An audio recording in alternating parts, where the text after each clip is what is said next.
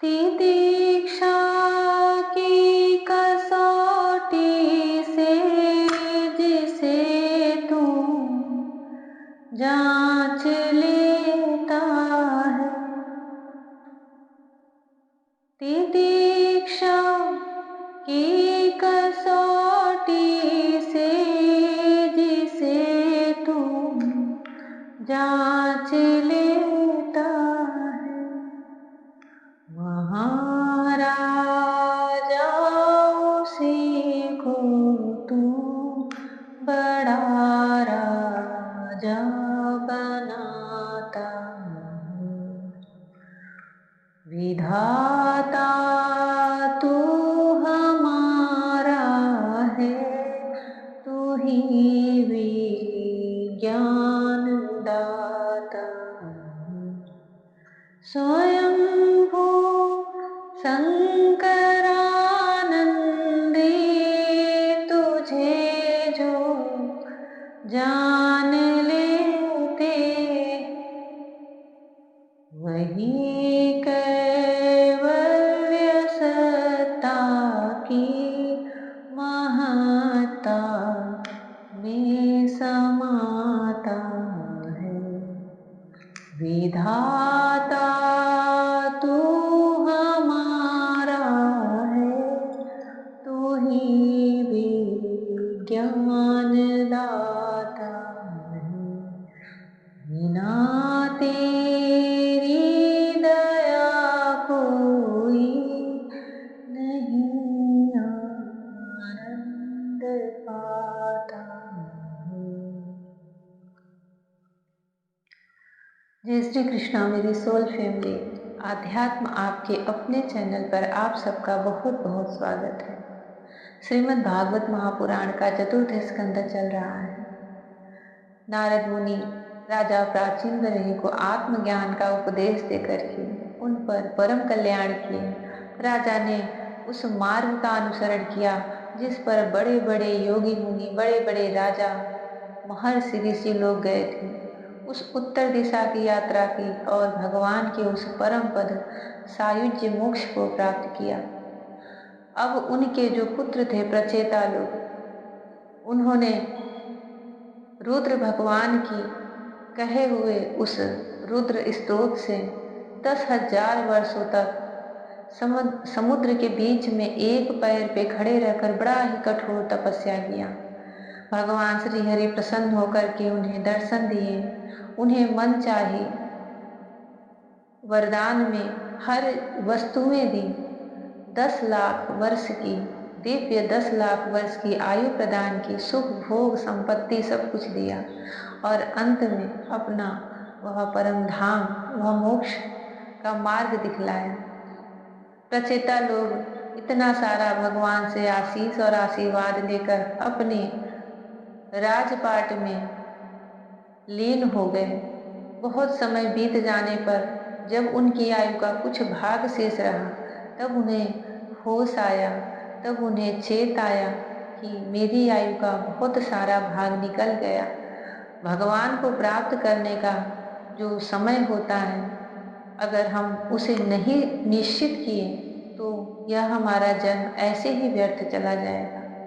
अब उन लोगों ने अपना वह राज्य अपने पुत्रों को सौंपकर, अपनी पत्नी को छोड़ करके सब वन में भगवान की घोर तपस्या के लिए निकल पड़े। उनकी प्राप्ति के लिए अब उन्हें पत्नी, पुत्र या राजपाट नहीं चाहिए था, क्योंकि उनकी सारी कामनाएं पूर्ण हो चुकी थी। अब उनके अंदर कोई आशा, कोई अभिलाषा शेष नहीं थी। उन्हें इन सब चीज से वैराग्य हो गया था। अब उन्हें सिर्फ श्री हरि की ही चाह रह गई थी। उसके लिए वह सब उस वन की तरफ गए जो सिद्ध मुनियों का आश्रय स्थान था। उन्हें जब इतना कठिन तप करते हुए नारद मुनि देखते हैं तो उनके पास आते हैं। देवर्षि नारद को आया हुआ देख प्रचेता लोग उन्हें नमस्कार करते हैं, प्रणाम करते हैं, स्तुति करते हैं। फिर उनसे भगवान श्री कृष्ण की प्राप्ति का सीधा सरल स्पष्ट साधन और मार्ग पूछते हैं, क्योंकि भगवान श्री कृष्ण बड़े दुर्लभ हैं। बड़े ही दुर्लभ हैं। वह बहुत शीघ्र नहीं प्रसन्न होते, बहुत शीघ्र किसी के हृदय में नहीं आते, बहुत शीघ्र जल्दी अपना करुणा नहीं दिखाते, परंतु जो किसी को भी उनके पाने का मार्ग जान गया है, जो कोई भी उनके पहुंचने तक का मार्ग समझ गया है, फिर भगवान एक बार अगर उसके हृदय में आ गए, फिर वह कभी नहीं छोड़ते। जन्म जन्म बीत जाते हैं पर भगवान श्री कृष्ण उसे कभी नहीं छोड़ते। जैसे ही आपका जन्म होगा, अपनी स्मृति वो आपको याद दिला देंगे। करुणा निधान प्रभु श्री कृष्ण कैसे सब पर अपनी करुणा करती है, यह तो उनके भक्त के सिवा और कोई नहीं समझ सकता। नारद मुनि मैत्रेय जी कहते हैं, भगवान में श्री नारद जी का चित्त सर्वदा भगवान श्री कृष्ण में ही लगा रहता है। वे प्रचेताओं के इस प्रकार पूछने पर उनसे कहने लगे। श्री नारद जी ने कहा, राजाओं, इस लोक में मनुष्य का वही जन्म, वही कर्म, वही आयु, वही मन और वही वाणी सफल है जिसके द्वारा सर्वात्मा सर्वेश्वर श्री हरि का सेवन किया जाता है। जिनके द्वारा अपने स्वरूप का साक्षात्कार कराने वाले श्री हरि को प्राप्त न किया जाए, उन माता पिता की पवित्रता से, यज्ञोपवीत संस्कार से एवं यज्ञ दीक्षा से प्राप्त होने वाले उन 3 प्रकार के श्रेष्ठ जन्मों से, वेदोक्त कर्मों से, देवताओं के समान दीर्घ आयु से, शास्त्र ज्ञान से, तप से, वाणी की चतुराई से, अनेक प्रकार की बातें याद रखने की शक्ति से, तीव्र बुद्धि से, बल से, इंद्रियों की पटुता से, योग से, सांख्य, आत्मानात्म विवेक से, संन्यास और वेदाध्ययन से तथा व्रत वैराग्य आदि अन्य कल्याण साधनों से भी पुरुष का क्या लाभ है। नारद मुनि प्रचेता लोक से कह रहे हैं कि इस लोक में मनुष्य का वही जन्म, कर्म, आयु, मन और वाणी सफल है जिसके द्वारा सर्वेश्वर भगवान श्री कृष्ण का सेवन होता है। नहीं तो उसके पास सब कुछ रहे, दीर्घ आयु रहे, देवताओं के समान, वेदोक्त कर्म रहे, जन्म से वह श्रेष्ठ रहे, शास्त्र ज्ञान रहे, बहुत अनेक प्रकार की बातें याद रखने की शक्ति रहे, तीव्र बुद्धि रहे, चतुरता रहे, इंद्रियों में ताकत रहे, पटुता रहे, आत्मज्ञान का विवेक रहे, संन्यास, वेदाध्ययन, व्रत वैराग्य कुछ भी कर रहे, परंतु अगर उससे उन्होंने भगवान श्री कृष्ण को नहीं प्राप्त किया तो उससे उसे क्या लाभ है। वास्तव में समस्त कल्याणों की अवधि आत्मा ही है और आत्मज्ञान प्रदान करने वाले श्री हरि ही संपूर्ण प्राणियों की प्रिय आत्मा है। जिस प्रकार वृक्ष की जड़ सींचने से उसका तना, शाखा, उपशाखा आदि सभी का पोषण हो जाता है और जैसे भोजन द्वारा प्राणों को तृप्त करने से समस्त इंद्रियां पुष्ट होती हैं, उसी प्रकार श्री भगवान की पूजा ही सबकी पूजा है। जिस प्रकार वर्षा काल में जल सूर्य के ताप से उत्पन्न होता है और ग्रीष्म ऋतु में उसी की किरणों में पुनः प्रवेश कर जाता है, तथा जैसे समस्त चराचर भूत पृथ्वी से उत्पन्न होते हैं और फिर उसी में मिल जाते हैं, उसी प्रकार चेतनात्मक यह समस्त प्रपंच श्री हरि से ही उत्पन्न होता है और उन्हीं में लीन हो जाता है। वस्तुतः यह विश्वात्मा श्री भगवान का वह शास्त्र प्रसिद्ध सर्वोपाधि रहित स्वरूप ही है। जैसे सूर्य की प्रभा उससे भिन्न नहीं होती, उसी प्रकार कभी कभी गंधर्व नगर के समान स्फुरित होने वाला यह जगत भगवान से भिन्न नहीं है। तथा जैसे जागृत अवस्था में इंद्रियां क्रियाशील रहती हैं किंतु सुषुप्ति में उनकी शक्तियां लीन हो जाती हैं, उसी प्रकार यह जगत सर्ग काल में भगवान से प्रकट होता है और कल्पांत होने पर उन्हीं में लीन हो जाता है। स्वरूपतः तो भगवान के द्रव्य, क्रिया और ज्ञान रूपी त्रिविध अहंकार के कार्यों की तथा उनके निमित्त से होने वाले भेद भ्रम की सत्ता है ही नहीं। नृपतिगण जैसे बादल, अंधकार और प्रकाश ये क्रमशः आकाश से प्रकट होते हैं और उसी में लीन हो जाते हैं, किंतु आकाश इनसे लिप्त नहीं होता, उसी प्रकार ये सत्व, रज और तमोमयी शक्तियां कभी परम ब्रह्म से उत्पन्न होती हैं और कभी उसी में लीन हो जाती हैं। इसी प्रकार इनका प्रवाह चलता रहता है, किंतु इससे आकाश के समान असंग परमात्मा में कोई विकार नहीं होता। अतः तुम ब्रह्मादि समस्त लोकपालों के भी अधीश्वर श्री हरि को ही अपने से अभिन्न मानते हुए भजो, क्योंकि वे ही समस्त देहधारियों के एकमात्र आत्मा हैं। वे ही जगत के निमित्त कारण काल, उपादान कारण प्रधान और नियंता पुरुषोत्तम हैं, तथा अपनी काल शक्ति से वे ही इस गुणों के प्रवाह रूप प्रपंच का संहार कर देते हैं। नारद मुनि प्रचेता लोग को तरह तरह से भिन्न भिन्न उदाहरण दे करके भगवान की, श्री हरि की क्यों पूजा करनी चाहिए, श्री हरि की ही आराधना क्यों करनी चाहिए, उनके हृदय की गांठें खोल रहे हैं, उन्हें समझा रहे हैं। जैसे वृक्षों में, वृक्ष के जड़ में जल देने से, सींचने से उसकी सारी शाखाएं हृष्ट पुष्ट हो जाती हैं, हरी भरी हो जाती है, वैसे ही सिर्फ श्री कृष्ण की आराधना करो, आप सबकी पूजा कर लोगे, समस्त सृष्टि की पूजा कर लोगे।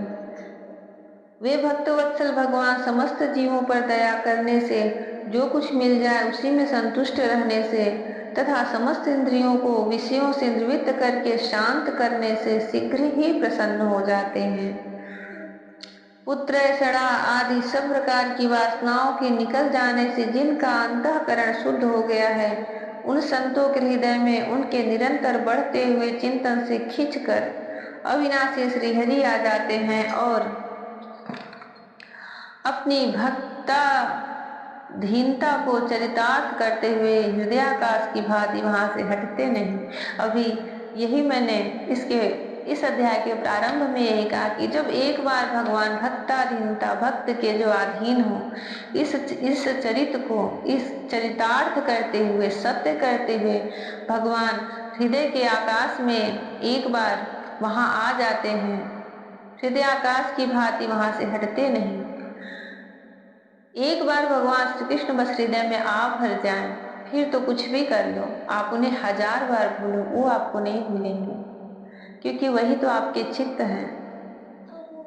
भगवान तो अपने को, भगवान को ही सर्वस्व मानने वाले निर्धन पुरुषों पर ही प्रेम करते हैं, क्योंकि वे परम रसज्ञ हैं। उन अकिंचनों की अनन्य श्रेया अहेतु की भक्ति में कितना माधुर्य होता है, इसे प्रभु अच्छी तरह जानते हैं। भगवान को सिर्फ प्रेम चाहिए, उन्हें सिर्फ प्रेम से ही रिझा सकते हैं। बाकी सृष्टि की कोई ऐसी वस्तु नहीं है जो भगवान को रिझा सके, भगवान को वश में कर सके। एकमात्र सिर्फ प्रेम है जिससे वह वश में हो जाते हैं।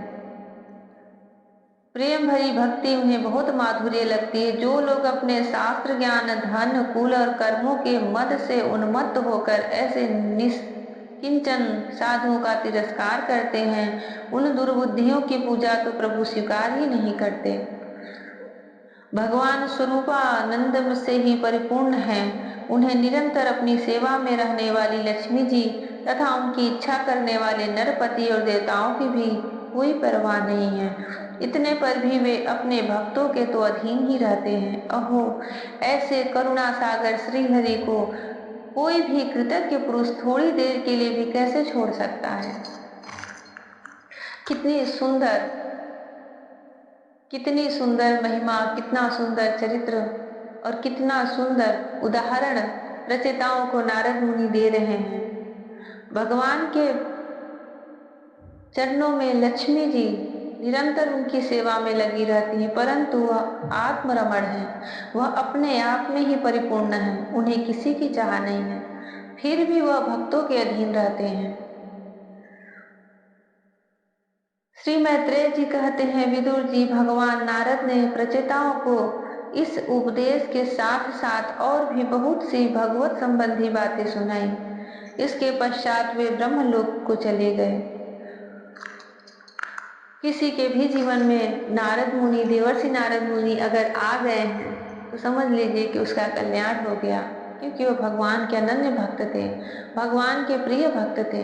वह कहीं भी पहुंचते थे तो उसमें श्री हरि का कोई न कोई कार्य गुप्त रूप से अवश्य छिपा रहता था। सब पर अपनी दया, अपनी करुणा बरसाते हुए, वीणा बजाते हुए देवर्षि नारद हमेशा घूमते रहते थे। वह एक जगह ठहरते नहीं थे और यही उनका कार्य भी था कि हर जगह वह भक्ति का प्रचार प्रसार करते रहते थे। भगवान की रस भरी माधुरी कथाओं का वितरण करते रहते थे। स्वप्न में भी अगर ऐसे देवश्रेष्ठ देवर्षि का दर्शन हो जाए तो अपनी आत्मा को परम सौभाग्यशाली समझना चाहिए। श्री मैत्रेय जी कहते हैं, विदुर जी, भगवान नारद ने प्रचेताओं को इस उपदेश के साथ साथ और भी बहुत सी भगवत संबंधी बातें सुनाई। इसके पश्चात वे ब्रह्मलोक को चले गए। प्रचेतागण भी उनके मुख से संपूर्ण जगत के पाप रूपी मल को दूर करने वाले भगवत चरित्र सुनकर भगवान के चरण कमलों का ही चिंतन करने लगे और अंत में भगवान को प्राप्त हुए। इस प्रकार आपने जो मुझसे श्री नारद जी इस प्रकार आपने जो मुझसे श्री नारद जी और प्रचेताओं के भगवत कथा संबंधी संवाद के विषय में पूछा था, वह मैंने आपको सुना दिया। श्री सुखदेव जी कहते हैं, राजन, यहाँ तक स्वयंभू मनु के पुत्र उत्तानपाद के वंश का वर्णन हुआ। अब प्रियव्रत के वंश का विवरण भी सुनो। प्रियव्रत के वंश का विवरण भी सुनो। राजा प्रियव्रत ने श्री नारद जी से आत्मज्ञान का उपदेश पाकर भी राजभोग किया था तथा अंत में इस संपूर्ण पृथ्वी को अपने पुत्रों में बांट कर वे भगवान के परम धाम को प्राप्त हुए थे। राजन, इधर श्री मैत्रेय जी के मुख से यह भगवत गुणा अनुवाद युक्त पवित्र कथा सुनकर विदुर जी प्रेम मग्न हो गए। भक्ति भाव का उद्रेक होने से उनके नेत्रों से पवित्र आंसुओं की धारा बहने लगी तथा उन्होंने हृदय में भगवत चरणों का स्मरण करते हुए अपना मस्तक मुनिवर मैत्रेय जी के चरणों पर रख दिया। विदुर जी कहने लगे, महायोगिन, आप बड़े ही करुणामय हैं। आज आपने मुझे अज्ञानांधकार के उस पार पहुंचा दिया है जहां अकिंचनों के सर्वस्व श्री हरि विराजते हैं। श्री सुखदेव जी कहते हैं, मैत्रेय जी को उपरयुक्त कृतज्ञता सूचक वचन कहकर तथा प्रणाम कर विदुर जी ने उनसे आज्ञा ली और फिर शांत चित्त होकर अपने बंधुजनों से मिलने के लिए वे हस्तिनापुर चले गए। राजन, जो पुरुष भगवान के शरणागत परम भागवत राजाओं का यह पवित्र चरित्र सुनेगा, उसे दीर्घ आयु, धन, श्रेयस, क्षेम, सदगति और ईश्वर की प्राप्ति होगी। जय श्री कृष्ण। चतुर्थ स्कंध समाप्त। हरिओम तत्सत। धन्य है विदुर जी, जो भगवान के भक्ति से सराबोर रहते थे। उन्होंने हरिद्वार के तट पर मैत्रेय मुनि से इतने सुंदर सुंदर प्रश्न किए कि मैत्रेय मुनि ने भागवत के इस तृतीय स्कंद से लेकर चतुर्थ स्कंद तक सिर्फ विदुर जी के प्रश्नों का उत्तर देते हुए भगवान श्री कृष्ण की ऐसी सुंदर और पावन चरित्र सुनाए हैं। ऐसे बड़े बड़े राजाओं की, जो कि भगवान को प्राप्त कर लिए हैं, उनके चरित्र सुनाए हैं। जो कोई भी श्रीमद् भागवत महापुराण का अध्ययन कर रहा है, उसके महात्म्य से पढ़ रहा है, आज उसका इस अध्याय पर चतुर्थ स्कंद पूर्ण होगा, क्योंकि अब अगला स्कंद पंचम स्कंद प्रारंभ होगा और मनु के 3 पुत्री और 2 पुत्र में उनके तीनों पुत्रियों के वंश की कथा और उनके पुत्र उत्तानपाद, जिनके की पुत्र ध्रुव थे, उनका चरित्र पूरी तरह से संपूर्ण हुआ है। अब उनके प्रियव्रत पुत्र के वंश की परंपरा और इसमें आगे भगवान श्री राम, श्री कृष्ण और बड़े बड़े भक्त राजाओं के चंद्रवंश, सूर्यवंश की सुंदर सुंदर प्रसंग और कथाएं जो भगवान श्री कृष्ण को प्रिय लगती हैं और जिसे सुनकर भगवान श्री कृष्ण की प्राप्ति होती है,